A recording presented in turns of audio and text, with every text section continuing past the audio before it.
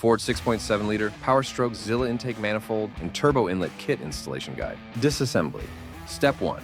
Disconnect the negative terminal on the batteries. Step 2. Separate the coolant hoses from the factory intake and loosen the intake tube clamps. Step 3.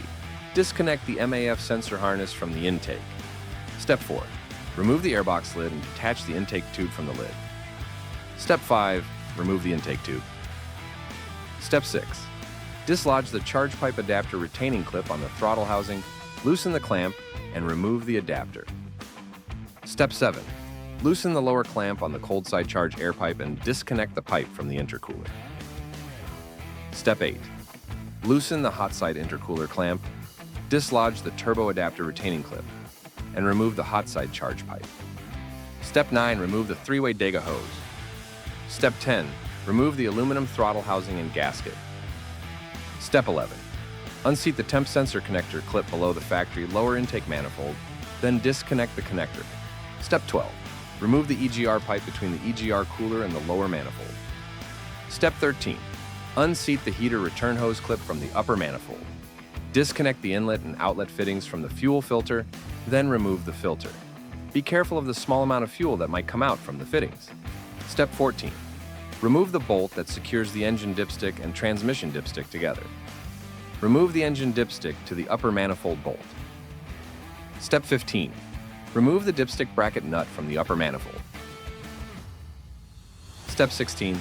Loosen all fuel filter housing bolts and remove the housing. Step 17. Remove all 8 upper manifold to cylinder head bolts and all 7 upper manifold to lower manifold bolts. Step 18. Disconnect the MAP sensor connector and remove the sensor from the upper manifold. Step 19. Remove the upper manifold. Step 20. Remove all 3 lower manifold to coolant bridge bolts and disconnect the manifold to turbocharger compressor housing clamp. Then remove the lower manifold. Installation. Step 1.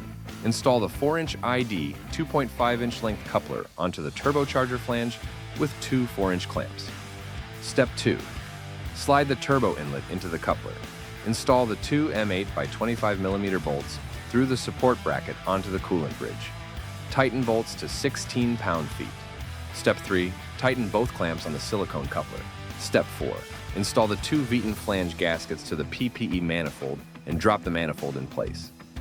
Step 5. Secure the manifold with 1 factory-long stud bolt and hardware supplied. The 53mm spacer goes with the factory stud nut, and the 47mm spacer goes underneath the front left bracket of the manifold. Tighten all M6 bolts and nuts to 10 pound-feet. Step 6. Slide the oil dipstick tube bracket over the factory stud bolt installed during Step 5. Secure the bracket with one of the provided M6 nuts. Step 7. Install the long M8 bolt through the manifold support bracket and the 47mm spacer into the coolant bridge. Tighten bolt to 16 pound-feet. Step 8. Secure the rear dipstick bracket to the driver's side manifold using the short M6 bolt provided. Step 9. Pre-install the gaskets to the EGR pipe. Install pipe reusing factory bolts. Step 10.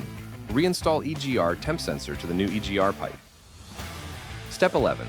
Use one of the supplied zip ties to secure the wire by clipping the zip tie insert into the manifold bracket. Reinstall the MAP sensor to the manifold using the M5 bolt provided. Step 12. Slide the 4 by 3-inch coupler onto the front end of the turbo inlet pipe along with 2 clamps.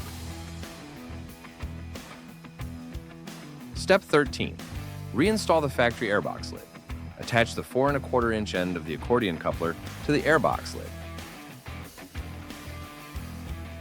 Step 14. Install the carbon fiber air duct to the accordion coupler and the 4-inch straight coupler. Then tighten all clamps. Step 15. Reconnect the MAF sensor electrical harness, ensuring it snaps firmly into place. Secure the fuel filter back into its bracket and fasten all mounting hardware. Reinstall the throttle housing, tightening each bolt to the proper torque specification. Complete the assembly by connecting the charge air piping between the turbocharger and intake manifold. Then tighten all clamps properly to avoid any boost pressure leaks.